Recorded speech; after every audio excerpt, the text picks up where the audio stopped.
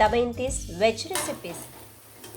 ಸಂಜೆ ಹೊತ್ತಿನಲ್ಲಿ ಏನಾದರೂ ತಿನ್ನಬೇಕು ಅನಿಸಿದಾಗ ಈ ರೀತಿಯಾಗಿ ಕರೆದಿರೋ ತಿಂಡಿಯನ್ನು ಮಾಡ್ಕೊಂಡು ತಿಂದರೆ ಚೆನ್ನಾಗಿರುತ್ತಲ್ಲ, ಅದರಲ್ಲೂ ಬೋಂಡ ಮಾಡಿ ತಿಂದರೆ ಸಖತ್ತಾಗಿರುತ್ತೆ. ಇವತ್ತು ತರಕಾರಿ ಬೋಂಡ ರೆಸಿಪಿಯನ್ನು ಮಾಡಿ ತೋರಿಸ್ಕೊಡ್ತಾ ಇದ್ದೀನಿ. ತುಂಬ ಚೆನ್ನಾಗಿರುತ್ತೆ. ಹೊರಗಡೆ ಕ್ರಂಚಿ, ಒಳಗಡೆ ಮೆದುವಾಗಿ ಸಾಫ್ಟಾಗಿರುತ್ತೆ. ನೋಡಿ, ಈ ರೀತಿಯಾಗಿ ಒಳಭಾಗ ಸಾಫ್ಟ್ನೆಸ್ ಇರುತ್ತೆ. ತಿಂತಾ ಇದ್ದರೆ ಸಖತ್ತಾಗಿರುತ್ತೆ ಫ್ಲೇವರ್. ಹಾಗಾದರೆ ಫ್ರೆಂಡ್ಸ್, ಈ ತರಕಾರಿ ಬೋಂಡನ ಹೇಗೆ ಮಾಡೋದು ಕ್ವಿಕ್ಕಾಗಿ ರೆಸಿಪಿ ನೋಡ್ಕೊಬರೋಣ ಬನ್ನಿ. ಕಡಲೆ ಹಿಟ್ಟನ್ನು ನಾನು ಒಂದು 3/4 ಭಾಗದಷ್ಟು ಹಾಕೋತಾ ಇದ್ದೀನಿ. ಪೂರ್ತಿ ಒಟ್ಟಿಗೆ ಹಾಕ್ಕೊಳ್ಳೋಲ್ಲ, ಆಮೇಲೆ ಬೇಕಾದರೆ ನೋಡಿಕೊಂಡು ಹಾಕ್ಕೋಬೋದು. ಕಾರ್ನ್ಫ್ಲೋರ್ ಇಲ್ಲಾಂದರೆ ನೀವು ಅಕ್ಕಿ ಪುಡಿಯನ್ನು ಹಾಕ್ಕೋಬೋದು. ಅಡುಗೆ ಸೋಡಾ, ಅರಿಶಿನ ಪುಡಿ, ಉಪ್ಪು ರುಚಿ ಎಷ್ಟು ಬೇಕು ನೋಡ್ಕೊಂಡು ಹಾಕ್ಕೊಳ್ಳಿ. ಇವನ್ನ ಒಂದು ಸ್ವಲ್ಪ ಚೆನ್ನಾಗಿ ಕಲಿಸ್ಕೊಬಿಡಿ. ಗಂಟುಗಳೇನಾದರೂ ಇದ್ದರೆ ಅದನ್ನ ಒಂದು ಸ್ಪೂನಲ್ಲಿ ನೀವು ಕಡಲೆ ಹಿಟ್ಟು ಗಂಟಿದ್ರೆ ಗಂಟನ್ನು ತೆಗಿಬೇಕು. ಈಗ ಸ್ವಲ್ಪ ಸ್ವಲ್ಪನೇ ನೀರು ಹಾಕ್ಕೊಂಡು ಇದನ್ನು ಕಲಿಸ್ಕೊತಾ ಬರಬೇಕು. ಒಟ್ಟಿಗೆ ನೀರು ಹಾಕ್ಕೋಬಾರ್ದು. ಬ್ಯಾಟರ್ ಥಿಕ್ನೆಸ್ ನೋಡಿಕೊಂಡು ನೀವು ಹಿಟ್ಟು ಎಷ್ಟು ಗಟ್ಟಿ ಬೇಕೋ ಅಷ್ಟು ನೋಡಿಕೊಂಡು ನೀರನ್ನು ಹಾಕ್ಕೊಂಡು ಕಲಿಸ್ಕೊತಾ ಬರ್ತಾಯಿದ್ದೀನಿ. ನೋಡಿ, ಈ ಥರ ಕಲಿಸ್ಕೊತಾ ಇರಬೇಕು. ಗಂಟುಗಳಿದ್ದರೆ ಈ ಥರ ತಿರುಗಿಸಿದ್ರೆ ಗಂಟುಗಳೆಲ್ಲ ಹೋಗುತ್ತೆ, ಸರಿ ಹೋಗುತ್ತೆ. ಸ್ವಲ್ಪ ನೀರು ಬೇಕು. ನಾನು ಮತ್ತೆ ಹಾಕ್ಕೊಂಡು ಇನ್ನೊಂದು ಸ್ವಲ್ಪ ಚೆನ್ನಾಗಿ ಬೀಟ್ ಮಾಡ್ಕೊಳ್ಳಿ. ನೋಡಿ, ಈಗ ಆಗಿದೆ, ಪರ್ಫೆಕ್ಟ್ ಆಗಿದೆ. ಇಷ್ಟು ಗಟ್ಟಿ ಇರಬೇಕು.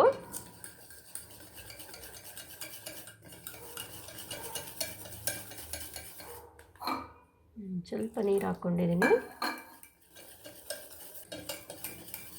ಗಂಟುಗಳು ಕಡಲೆ ಹಿಟ್ಟಲ್ಲಿ ಗಂಟುಗಳಿರ್ತವೆ. ನೀವು ಜರಡಿ ಹಿಡ್ಕೊಂಡು ಮಾಡ್ಬೋದು. ನಾನೇನು ಜರಡಿ ಹಿಡ್ಕೊಂಡಿಲ್ಲ, ಅದಕ್ಕೋಸ್ಕರ ಸ್ವಲ್ಪ ಕಂಟಿನ್ಯೂ ಬೀಟ್ ಮಾಡ್ತಾಯಿದ್ದೀನಿ. ಅದು ಬೀಟ್ ಮಾಡಿದ್ರೆ ಗಂಟುಗಳೆಲ್ಲ ಸರಿ ಹೋಗ್ತವೆ. ಈಗ ರೆಡಿಯಾಗಿದೆ ನೋಡಿ. ನೋಡಿ, ಇಷ್ಟು ಫ್ಲೋಯಿಂಗ್ ಇರಬೇಕು. ನೋಡಿದ್ರಲ್ಲ, ಈ ರೀತಿಯಾಗಿ ಫ್ಲೋಯಿಂಗ್ ಇರಬೇಕು. ಇದು ಕಲಿಸ್ಬಿಟ್ಟು ನೀವು ಒಂದು ಸ್ವಲ್ಪ ಹೊತ್ತು ಸೈಡಲ್ಲಿ ಇಡಬೇಕು. ಆವಾಗ ಮೇಲ್ಭಾಗ ಒಂಥರ ಬಬಲ್ ಆಗಿ ಬರುತ್ತೆ. ಅಲ್ಲಿವರೆಗೆ ನೀವು ಇದು ಮುಚ್ಚಿ ಒಂದು 5 ನಿಮಿಷ ಮುಚ್ಚಿಟ್ರೆ ಸಾಕು. ಅಷ್ಟರಲ್ಲಿ ಸ್ಟಫಿಂಗ್ಸ್ ರೆಡಿ ಮಾಡ್ಕೊಳ್ಳೋಣ. ಸ್ಟಫಿಂಗ್ಸ್ಗೆ 3 ಆಲೂಗಡ್ಡೆನ ಬೇಯಿಸ್ಕೊಂಡಿದ್ದೀನಿ. ಈ ಬೇಯಿಸ್ಕೊಂಡಿರ್ತಕ್ಕಂಥ ಆಲೂಗಡ್ಡೆ ಚೆನ್ನಾಗಿ ಬೆಂದಿರಬೇಕು. ಇದನ್ನ ನಾನು ತುಂಬ ಸಾಫ್ಟಾಗಿರೋದ್ರಿಂದ ತಟ್ಟೆಯಲ್ಲಿ ಇಟ್ಕೊಂಡು ಕುಯ್ಕೋತಾ ಇದ್ದೀನಿ. ನಿಮ್ಮ ಅನುಕೂಲ, ನೀವು ಚಾಪರಲ್ಲಿ ಇಟ್ಕೊಂಡು ಕಟ್ ಮಾಡ್ಕೊಳ್ಳಿ. ಈಗ ಇವನ್ನೆಲ್ಲ ಸಣ್ಣಕ್ಕೆ ಕಟ್ ಮಾಡ್ಕೊಂಡಿದ್ದೀನಿ. ಕಟ್ ಮಾಡ್ಕೊಂಡ ನಂತರ ಈಗ ಒಂದು ಫ್ಲ್ಯಾಟ್ ಆಗಿರ್ತಕ್ಕಂಥ ಸ್ಪೂನಲ್ಲಿ ಈ ರೀತಿಯಾಗಿ ಪ್ರೆಸ್ ಮಾಡಿ. ಎಲ್ಲ ಉಂಡೆಗಳಿರಲ್ಲ, ಎಲ್ಲ ಸ್ಲೈಸಸ್ ಇರಲ್ಲ, ಎಲ್ಲ ಮ್ಯಾಶ್ ಆಗಿರಬೇಕು. ಆಲೂಗಡ್ಡೆ ಮೇಯ್ನಾಗಿ ಇಲ್ಲಿ ಮ್ಯಾಶ್ ಆಗಿರಬೇಕು. ನೋಡಿ, ಚೆನ್ನಾಗಿ ನುಣ್ಣಗೆ ಪೇಸ್ಟ್ ಆಗಿರಬೇಕು.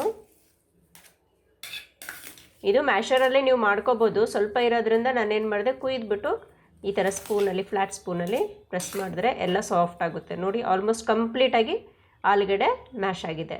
ಈಗ ಇದನ್ನ ಸೈಡ್ಗೆ ಇಡ್ತಾಯಿದ್ದೀನಿ. ಪಾತ್ರೆ ಇಟ್ಬಿಟ್ಟು ಒಂದು ಸ್ವಲ್ಪ ಎಣ್ಣೆ ಹಾಕ್ಕೋಬೇಕು. 1 ಟೇಬಲ್ ಸ್ಪೂನಷ್ಟು ಎಣ್ಣೆಯನ್ನು ಹಾಕ್ಕೊಂಡು ನಾನಿಲ್ಲಿ ಶುಂಠಿ, ಬೆಳ್ಳುಳ್ಳಿ, ಆಮೇಲೆ ಕಾಳುಮೆಣಸು ಇವು 3ನ ಈ ರೀತಿಯಾಗಿ ಜಜ್ಕೊಂಡು ನಂತರ 2 ಹಸಿಮೆಣಸಿನ್ಕಾಯಿ ಹಾಕ್ಕೊಂಡು ಅದನ್ನು ನೋಡಿ ಈ ರೀತಿಯಾಗಿ ಜಜ್ಕೊಂಡಿದ್ದೀನಿ. ಈ ರೀತಿಯಾಗಿ ಜಜ್ಜಿರೋದನ್ನ ಇವಾಗ ಏನು ಮಾಡ್ತೀನಿ, ಕಾದಿರುವ ಎಣ್ಣೆಗೆ ಹಾಕ್ತಾಯಿದ್ದೀನಿ. ನೋಡಿ, ಎಣ್ಣೆ ಕಾದಿರೋದಕ್ಕೆ ಹಾಕ್ಕೊಂಡಿದ್ದೀನಿ. ಇದನ್ನು ಒಂದು ಸ್ವಲ್ಪ ಚೆನ್ನಾಗಿ ಫ್ರೈ ಮಾಡ್ಕೊಳ್ಳಿ. ಓಕೆ, ಇದೀಗ ಚೆನ್ನಾಗಿ ಫ್ರೈ ಆಗಿದೆ. ಈಗ ಕಟ್ ಮಾಡಿರುವ ಈರುಳ್ಳಿ ಹಾಕ್ಕೊಂಡು ಚೆನ್ನಾಗಿ ಹುರ್ಕೋತಾ ಇದ್ದೀನಿ. ಓಕೆ, ಎಣ್ಣೆಯಲ್ಲಿ ಈರುಳ್ಳಿ ಸ್ವಲ್ಪ ಫ್ರೈ ಆಗಲಿ. ತುಂಬ ಏನೂ ಫ್ರೈ ಮಾಡೋ ಅವಶ್ಯಕತೆ ಇಲ್ಲ, 1-2 ಸೆಕೆಂಡ್ ಫ್ರೈ ಮಾಡಿದ್ರೆ ಸಾಕು. ಈಗ ಕಟ್ ಮಾಡಿರುವ ಬೀನ್ಸ್, ಕ್ಯಾಪ್ಸಿಕಮ್, ಕ್ಯಾರೆಟ್, ಹಾಗೆ ಕರಿಬೇವಿನ ಸೊಪ್ಪು, ಉಪ್ಪು ರುಚಿ ನೋಡಿಕೊಂಡು ನೀವು ಹಾಕ್ಕೋಬೋದು. ಎಲ್ಲ ಚೆನ್ನಾಗಿ ಕಲಿಸ್ಕೊಂಡು ಸ್ವಲ್ಪ ಎಣ್ಣೆಯಲ್ಲಿ ಫ್ರೈ ಆಗಲಿ. ಈಗ ಬೇಯಿಸಿ ಇಟ್ಟಿದ್ದೆಲ್ಲ ಮ್ಯಾಶ್ ಮಾಡಿರ್ತಕ್ಕಂಥ ಆಲೂಗಡ್ಡೆ, ಹಾಗೆಯೇ ಅರಿಶಿನ ಪುಡಿ ಹಾಕ್ಕೊಂಡು ಒಂದು ಸತಿ ಕಲಿಸ್ಕೊಬಿಡಿ. ಇದೀಗ ಚೆನ್ನಾಗಿ ಕಲಿಸ್ಕೋಬೇಕು. ಇವೆಲ್ಲ ಒಂದು ಸ್ವಲ್ಪ ಹೊತ್ತು ಮುಚ್ಚಿಟ್ಬಿಟ್ಟು ಬೇಯಕ್ಕಿಟ್ರೆ ಒಂದು ಸ್ವಲ್ಪ ಮೀಡಿಯಮ್ ಆಗಿ ಅರ್ಧ ಬೆಂದರೆ ಸಾಕು, ಕಂಪ್ಲೀಟಾಗಿ ಬೇಯಿಸಬಾರ್ದು. ಒಂದು 2 ನಿಮಿಷ ಇದನ್ನ ಬೇಯಕ್ಕೆ ಬಿಡಬೇಕು. ಓಕೆ, ಈ ರೀತಿಯಾಗಿ ಕಲಿಸ್ಕೊಂಡು ಮುಚ್ಚಿಟ್ಬಿಟ್ಟು ಬೇಯಕ್ಕೆ ಬಿಡಿ. ಇದೀಗ ನಾನು ತುರಿದಿಟ್ಕೊಂಡಿದ್ದಲ್ವ ಆಲೂಗೆಡ್ಡೆ, ಅದನ್ನು ಕೊನೆಯಲ್ಲಿ ಹಾಕೋತಾ ಇದ್ದೀನಿ. ಆಲೂಗಡ್ಡೆ ಹಾಕೊಂಡ್ಮೇಲೆ ಇದನ್ನು ಚೆನ್ನಾಗಿ ಒಂದು ಸತಿ ಕಲಿಸ್ಕೊಬಿಡಿ. ಕಲಿಸ್ಕೊಂಡಾದ್ಮೇಲೆ ಸ್ವಲ್ಪ ಹೊತ್ತು ಒಂದು 2 ರಿಂದ 3 ನಿಮಿಷದವರೆಗೆ ಮುಚ್ಚಳ ಮುಚ್ಚಿಬಿಟ್ಟು ನೀವು ಬೇಯಕ್ಕಿಡ್ಬೋದು. ಇಲ್ಲಾಂದರೆ ಹಾಗೇ ಇಟ್ಟರೆ ಅದು ಹಾಗೇ ಬೇಯ್ತಾ, ಸಿಮ್ಮಲ್ಲಿ ಇಟ್ಕೊಂಡ್ರೆ ಸ್ವಲ್ಪ ಹೊತ್ತು ಬಿಟ್ಟರೆ ಬೇಯುತ್ತೆ. ಪೊಟೆಟೊ ಅರ್ಧ ಭಾಗ ಬೆಂದಿರಬೇಕು, ಕಂಪ್ಲೀಟಾಗಿ ತುರಿದಿರೋದು ಬೇಯಬಾರ್ದು. ಓಕೆ, ಈಗ ಆಲ್ಮೋಸ್ಟ್ ರೆಡಿ ಆಗಿದೆ. ನೀವು ಬೇಕಾದರೆ ಸ್ಟಫಿಂಗ್ಸ್ ರೆಡಿ ಆಗಿದೆ. ಉಪ್ಪು ಖಾರ ಎಲ್ಲ ಸರಿ ಇದೆಯಾ ಅಂತ ಚೆಕ್ ಮಾಡಿಕೊಂಡು ನೀವು ಬೇಕಾದರೆ ಇದಕ್ಕೆ ಹಾಕೋಬೋದು.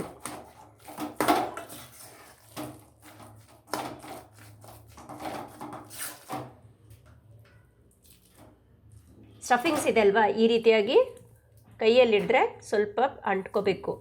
ನೋಡಿ, ಉಂಡೆ ಕಟ್ಟುವಷ್ಟಕ್ಕೆ ಆಗಿರಬೇಕು, ಆವಾಗ ಇದು ಕರೆಕ್ಟಾಗಿದೆ ಅಂತ. ಇವಾಗ ಇದನ್ನ ಆಫ್ ಮಾಡಿ ತಣ್ಣಗಾಗಕ್ಕೆ ಇಡ್ತೀನಿ. ಇದು ತಣ್ಣಗಾದ್ಮೇಲೆ ಕೈಗೆ ಸ್ವಲ್ಪ ಎಣ್ಣೆಯನ್ನು ಸವರ್ಕೊಬಿಡಿ. ಸವರ್ಕೊಂಡ್ಮೇಲೆ ಇದೀಗ ಸಣ್ಣ ಸಣ್ಣ ಉಂಡೆಗಳ ಆಕಾರ ಮಾಡ್ಕೊತಿದ್ದೀನಿ. ಸ್ವಲ್ಪ ಚಿಕ್ಕ ಚಿಕ್ಕ ಉಂಡೆ ಮಾಡಿಕೊಂಡ್ರೆ ತುಂಬಾ ಒಳ್ಳೆಯದು. ಬೋಂಡ ಮಾಡಬೇಕಾದ್ರೆ ಚಿಕ್ಕ ಉಂಡೆ ಮಾಡಿದ್ರೆ ಬೋಂಡ ಒಂದು ಸೂಪರ್ ಆಗಿರೋ ಶೇಪ್ ಬರುತ್ತೆ. ದೊಡ್ಡದಾದರೆ ದಪ್ಪ ದಪ್ಪ ಆಗುತ್ತೆ. ಓಕೆ, ಒಂದು ಮೀಡಿಯಮ್ ಗಾತ್ರದ ಉಂಡೆಗಳನ್ನ ಮಾಡಿಕೊಂಡು ತಟ್ಟೆಯಲ್ಲಿ ಮಾಡಿ ರೆಡಿ ಮಾಡಿ ಇಟ್ಕೋತಾ ಇದ್ದೀನಿ.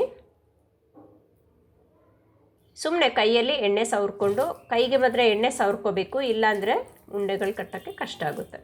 ನೋಡಿ, ಈ ರೀತಿಯಾಗಿ ಹಾಕಿ ಕಟ್ಬಿಟ್ಟು ಈ ಥರ ಪ್ರೆಸ್ ಮಾಡಿದ್ರೆ ಉಂಡೆಗಳು ಕರೆಕ್ಟಾಗಿ ಶೇಪ್ ಬರುತ್ತೆ. ಓಕೆ, ನೋಡ್ಕೊಂಡ್ರಲ್ಲ ಹೇಗೆ ಉಂಡೆನ ಕಟ್ಕೋಬೇಕು ಅಂತ. ಈ ಥರ ಎಲ್ಲ ಉಂಡೆಗಳನ್ನ ಮೊದಲೇ ರೆಡಿ ಮಾಡಿ ಇಟ್ಕೊಬಿಡಿ.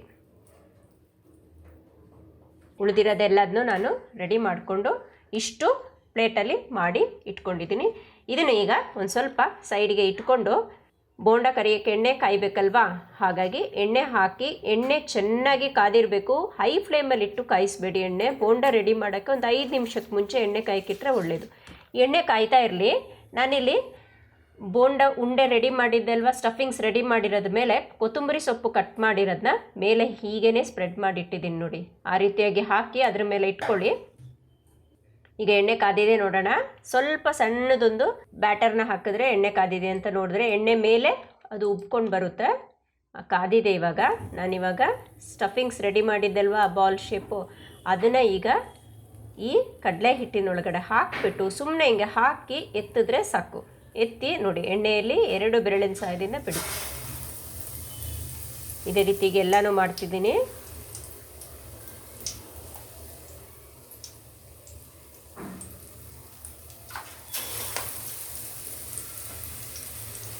ನೋಡಿ, ಈ ರೀತಿಯಾಗಿ ಎತ್ತಿ ಹಿಟ್ಟನ್ನು ಉಂಡೆ ಮೇಲೆ ಹಾಕಿ 2 ಬೆರಳಿನಿಂದ ಹಿಂಗೆ ಹಾಕಿಬಿಟ್ಟು 2 ಬೆರಳಿನ ಹಿಂಗೆ ಎತ್ಬಿಟ್ಟು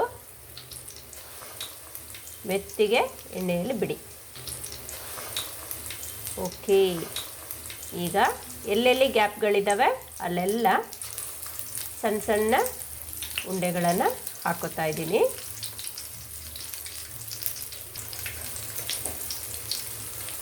ಓಕೆ ಫ್ರೆಂಡ್ಸ್, ತುಂಬಾ ಸಿಂಪಲ್.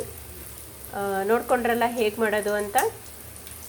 ಇದು ಒಂದು ತಕ್ಷಣ ಹಾಕಿದ ತಕ್ಷಣ ನೀವು ತಿರುವಕ್ಕೆ ಹೋಗ್ಬೇಡಿ. ಒಂದು ಸ್ವಲ್ಪ ಕಾಯಬೇಕು ಎಣ್ಣೆಯಲ್ಲಿ. ಕಾದ ತಕ್ಷಣ ಅದ್ರದ್ದು ಟೆಕ್ಸ್ಚರ್ ಮೇಲ್ಭಾಗ ಕಲರ್ ಚೇಂಜ್ ಆಗುತ್ತೆ, ಆವಾಗ ನೀವು ತಿರುಗಿಸ್ಕೊಂಡ್ರೆ ಸಾಕು. ತುಂಬ ಹೊತ್ತು ಬಿಟ್ರೂ ಕಪ್ಪಗಾಗ್ಬಿಡುತ್ತೆ. ಎಲ್ಲ ಉಂಡೆಗಳನ್ನ ಈಗ ತಿರುಗಿಸ್ಕೊತಾ ಇದ್ದೀನಿ ಎಣ್ಣೆಯಲ್ಲಿ. 2 ಭಾಗನೂ ಅದು ಚೆನ್ನಾಗಿ ಬೇಯಬೇಕು. ಇವಾಗ ನೀವು ಫಸ್ಟು ಬೇಯಿಸಬೇಕಾದ್ರೆ ಸ್ವಲ್ಪ ಸಿಮ್ಮಲ್ಲಿ ಇಟ್ಕೊಂಡು ಬೇಯಿಸಿ, ಆದ ನಂತರ ಸ್ವಲ್ಪ ಮೀಡಿಯಮ್ ಹೈ ಫ್ಲೇಮಲ್ಲಿ ಇಟ್ಕೊಂಡು ನೀವು ಬೋಂಡನ ಬೇಯಿಸ್ಬೇಕು. ಯಾಕಂದರೆ ತುಂಬ ಹೈ ಫ್ಲೇಮಲ್ಲಿ ಇಟ್ಟರೆ ಬೋಂಡ ಒಳಗಡೆ ಬೇಯಲ್ಲ. ಹಾಗಾಗಿ ಫಸ್ಟು ಸಿಮ್ಮಲ್ಲಿ ಇಟ್ಟು ಆಮೇಲೆ ಮೀಡಿಯಮ್ ಹೈ ಫ್ಲೇಮಲ್ಲಿ ಇಟ್ಕೊಂಡು ಬೇಯಿಸಿ. ನೋಡಿ, ಈಗ ಚೆನ್ನಾಗಿ ಬೇಯಬೇಕು. 1-2 ಸತಿ ಈ ರೀತಿಯಾಗಿ ಆ ಕಡೆ ಈ ಕಡೆ ಕಲಿಸ್ಕೊಳ್ಳಿ. 2 ಭಾಗನೂ ಚೆನ್ನಾಗಿ ಫ್ರೈ ಆಗಲಿ. ಫ್ರೈ ಆದಾಗ ಆ ಕ್ರಿಸ್ಪಿನೆಸ್ ಸೌಂಡು ಬರುತ್ತೆ ನಿಮಗೆ. ಬೋಂಡಾದಲ್ಲಿ ಚೆನ್ನಾಗಿ ಕರೆದಿರೋ ಸೌಂಡು ನೀವು ಎತ್ತೊತ್ತಿಗೆ ಬರುತ್ತೆ. ಆ ಸೌಂಡ್ ಬಂದಾಗ ನೀವು ಬೋಂಡಾನ ಎಣ್ಣೆಯಿಂದ ತೆಗಿಬೇಕು. ಓಕೆ ಫ್ರೆಂಡ್ಸ್, ತುಂಬಾ ಸಿಂಪಲ್. ಬೋಂಡಾ ಸ್ಟಫಿಂಗ್ಸ್ ಮಾಡೋದನ್ನ ಕರೆಕ್ಟಾಗಿ ಮೆಥಡಲ್ಲಿ ಮಾಡಿಕೊಂಡ್ರೆ ನಿಮಗೆ ಈಸಿಯಾಗಿ ಈವ್ನಿಂಗ್ ಸ್ನ್ಯಾಕ್ಸ್ನ ರೆಡಿ ಮಾಡ್ಕೋಬೋದು. ಓಕೆ, ಇವಾಗ ಕಂಪ್ಲೀಟಾಗಿ ರೆಡಿಯಾಗಿದೆ. ನಾನೀಗ ಇದನ್ನು ತೆಗಿತಾ ಇದ್ದೀನಿ.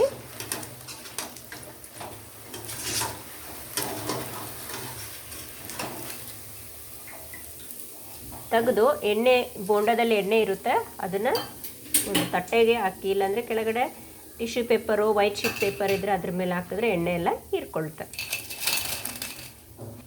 ಓಕೆ ಫ್ರೆಂಡ್ಸ್, ಈವ್ನಿಂಗ್ ಸ್ನ್ಯಾಕ್ಸ್ಗೆ ಒಂದು ಬಿಸಿ ಬಿಸಿಯಾದ ಬೋಂಡ, ತರಕಾರಿ ಮಿಕ್ಸ್ ಆಗಿರ್ತಕ್ಕಂತಹ ಬೋಂಡ ರೆಡಿ. ಎಲ್ಲರಿಗೂ ಇಷ್ಟ ಆಗುತ್ತೆ. ನೀವು ಕೂಡ ಖಂಡಿತವಾಗ್ಲೂ ಟ್ರೈ ಮಾಡಿ. ಹಾಗೆಯೇ ಈ ರೆಸಿಪಿ ಹೇಗಿತ್ತು ಅಂತ ನನಗೆ ಕಮೆಂಟ್ ಮೂಲಕ ತಿಳಿಸಿ. ತುಂಬಾ ಸಿಂಪಲ್ ಆಗಿರ್ತಕ್ಕಂತಹ ಬೋಂಡ ಇದು. ಮೇಲ್ಭಾಗ ನೋಡೋಕ್ಕೆ ಎಷ್ಟು ಚೆನ್ನಾಗಿದೆಯೋ ಅಷ್ಟೇ ಸೂಪರಾಗಿರುತ್ತೆ. ಒಳಗಡೆ ಸಖತ್ ಸಾಫ್ಟಾಗಿರುತ್ತೆ. ಹಾಗೆ ಈ ಬೋಂಡ ಚಟ್ನಿ ಜೊತೆಗೆ ಹಾಕ್ಕೊಂಡು ತಿನ್ನೋಕ್ಕೆ ಒಳ್ಳೆ ಟೇಸ್ಟ್. ನೀವು ಖಂಡಿತ ಟ್ರೈ ಮಾಡಲೇಬೇಕಾಗಿರ್ತಕ್ಕಂತಹ ರೆಸಿಪಿ. ಮಕ್ಕಳಿಗಂತೂ ತುಂಬ ಇಷ್ಟ ಆಗುತ್ತೆ. ಈವ್ನಿಂಗ್ ಟೈಮ್ಗೆ ಮಾಡಿಕೊಡ್ಬೋದು. ಒಂದು ಸ್ಕೂಲಿಂದ ಬಂದಾಗ ನೀವು ಈ ರೀತಿಯಾಗಿ ಬೋಂಡ ಮಾಡಿಕೊಟ್ರೆ ಅವ್ರಿಗೂ ಇಷ್ಟ ಆಗುತ್ತೆ, ತಿಂತಾರೆ. ನೋಡ್ಕೊಂಡ್ರಲ್ಲ ಹೇಗೆ ಮಾಡೋದು ಅಂತ. ಖಂಡಿತವಾಗ್ಲೂ ನೀವು ಟ್ರೈ ಮಾಡಿ. ಹಾಗೆಯೇ ಈ ಬೋಂಡ ರೆಸಿಪಿ ಹೇಗಿತ್ತು ಅಂತ ನನಗೆ ಕಮೆಂಟ್ ಮೂಲಕ ತಿಳಿಸಿ. ನನ್ನ ಈ ರೆಸಿಪಿ ನಿಮಗೆ ಇಷ್ಟ ಆಗಿದ್ದರೆ ಒಂದು ಲೈಕ್ ಕೊಡಿ. ಹಾಗೆ ನಿಮ್ಮ ಫ್ಯಾಮಿಲಿ ಫ್ರೆಂಡ್ಸ್ಗಳಿಗೆ ಶೇರ್ ಮಾಡಿ. ಇನ್ನು ಡಿಫ್ರೆಂಟ್ ಆಗಿರ್ತಕ್ಕಂತಹ ರೆಸಿಪೀಸ್ ಏನಾದರೂ ನಿಮಗೆ ತೋರಿಸ್ಬೇಕು ಅನಿಸಿದ್ರೆ ನೀವು ನನಗೆ ಕಮೆಂಟ್ ಮಾಡ್ಬೋದು. ಇಲ್ಲ ಅಂದರೆ damayanthisvegrecipes@gmail.comಗೆ ನೀವು ಮೇಲ್ ಮಾಡ್ಬೋದು. ಹಾಗೆಯೇ ಮತ್ತೊಂದು ಹೊಸ ಡಿಫ್ರೆಂಟ್ ಆಗಿರ್ತಕ್ಕಂಥ ರೆಸಿಪೀಸೊಂದಿಗೆ ಮತ್ತೆ ಬರ್ತೀನಿ. ವಿಡಿಯೋ ನೋಡಿದ್ದಕ್ಕೆ ಧನ್ಯವಾದ.